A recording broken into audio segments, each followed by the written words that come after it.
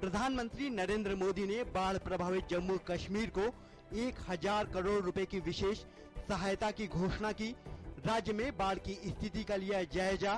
कहा, भारत पाक अधिकृत कश्मीर में बाढ़ से प्रभावित लोगों की हर संभव करेगा मदद। प्रधानमंत्री ने राहत एवं बचाव के लिए एनडीआरएफ, सेना और वायुसेना के अधिकारियों के साथ बैठक की। प्रधानमंत्री के साथ राज्य के मुख्यमंत्री उमर अब्दुल्ला और मुख्य सचिव भी मौजूद रहे। राज्य में बीते 60 साल में आई भीषण बाढ़ से मरने वालों की संख्या 115 से पार हुई। करीब 2500 गाँव में पानी भरा, जिनमें से 450 पूरी तरह डूब चुके हैं। जम्मू कश्मीर के मुख्यमंत्री उमर अब्दुल्ला ने राज्य में बाढ़ की तबाही से जूझ रहे लोगों से शांति बनाए रखने की अपील की। उन्होंने जल्द से जल्द बाढ़ प्रभावित इलाकों तक राहत और मदद पहुंचाने का भरोसा दिया है। राष्ट्रीय स्वयं सेवक संघ के प्रमुख मोहन भागवत ने आज नई दिल्ली में 3 पुस्तकों का विमोचन किया।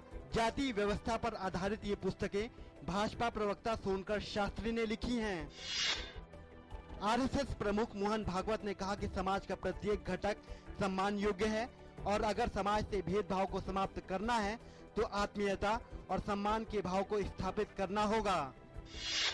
सूचना एवं प्रसारण मंत्री प्रकाश जावड़ेकर ने कहा कि 2014 के लोकसभा चुनाव में लोगों ने जाति के आधार को छोड़कर मतदान किया।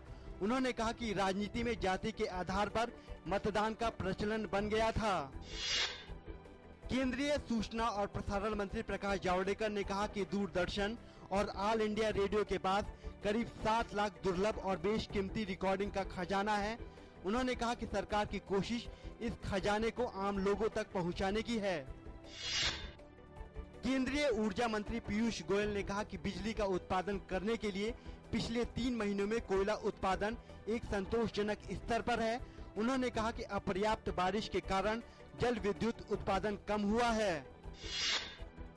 केंद्रीय ऊर्जा मंत्री पीयूष गोयल ने कहा कि सौर ऊर्जा का विस्तार सरकार की मुख्य प्राथमिकता है और घरेलू सौर ऊर्जा उत्पादन बढ़ाना उनकी कार्यसूची में है। जम्मू कश्मीर के उधमपुर जिले में भारी बारिश की वजह से मिट्टी खिसकने के कारण उधमपुर कटरा रेल मार्ग पर श्री शक्ति एक्सप्रेस ट्रेन कई घंटे तक फंसी रही। ट्रेन के रुके रहने से सैकड़ों की तादाद में यात्री परेशान रहे। बीसीसीआई को आज अपने सदस्यों की अनौपचारिक सभा में अंततः अपनी सालाना आम बैठक एजीएम से संबंधित गतिरोध का हल मिल गया है। आज चेन्नई में हुई बैठक में फैसला किया गया कि बोर्ड की कार्यकारिणी की बैठक 26 सितंबर को आयोजित की जाएगी।